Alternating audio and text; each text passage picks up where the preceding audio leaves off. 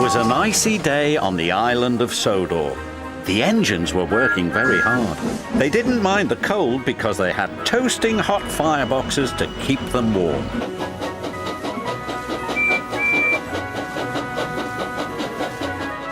That evening, the Fat Controller came to the sheds. "There's a big freeze coming tonight," he said. "James and Percy are to deliver extra coal to the stations." "Yes, sir," they said eagerly, and the Fat Controller drove away. "You'd better hurry," teased Thomas, "or Scary Jack Frost might get you." "Who's Jack Frost?" Percy whistled nervously. "Don't be silly," sniffed James. "Jack Frost is not scary." "Yes, he is," teased Thomas. "He's all white with a big spiky face." "Rubbish," said James. James knew Jack Frost wasn't scary, but poor Percy wasn't so sure.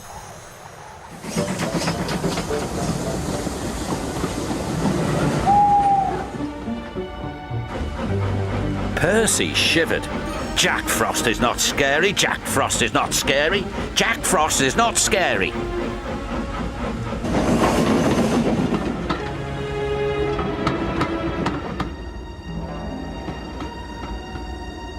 Meanwhile, James puffed along his route. "Silly Percy," he thought. "All steamed up over Jack Frost." Percy made his last delivery. The station master was very pleased to see him. "Oh, Percy," he cried, "we need twice as much coal to last through this freeze."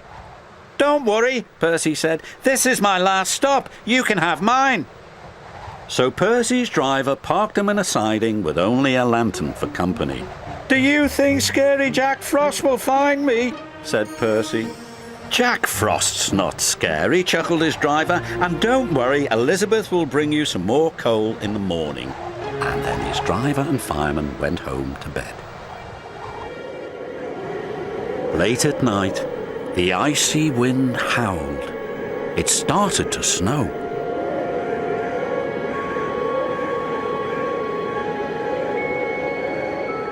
Soon, Percy's face was so cold an icicle hung from his nose. "Oh, bother," Percy stuttered, but it didn't sound like Percy. It was so cold he could hardly make a sound. At last, James was on his way back to the sheds. In the fog, he saw shadows and strange and scary shapes. "Scary Jack Frost," he whispered nervously. "Pah!"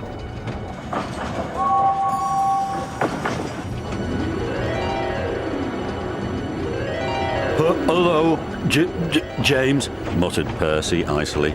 "Scary Jack Frost!" cried James, and he raced away as fast as his wheels could carry him. He didn't stop until he got back to the sheds. The next morning, Elizabeth brought plenty of coal. "Oh, my dear," Elizabeth chuffed to Percy. "It looks like Jack Frost really got you then." The firelighter started Percy's fire.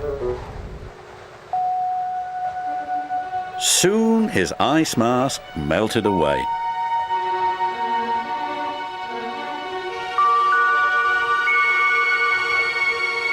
"So Scary Jack Frost is only frost," tooted Percy happily.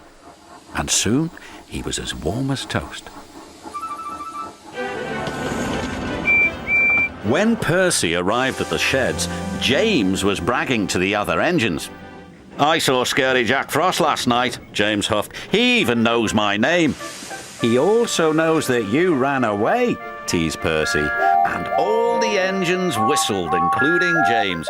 But Percy's was the loudest whistle of all.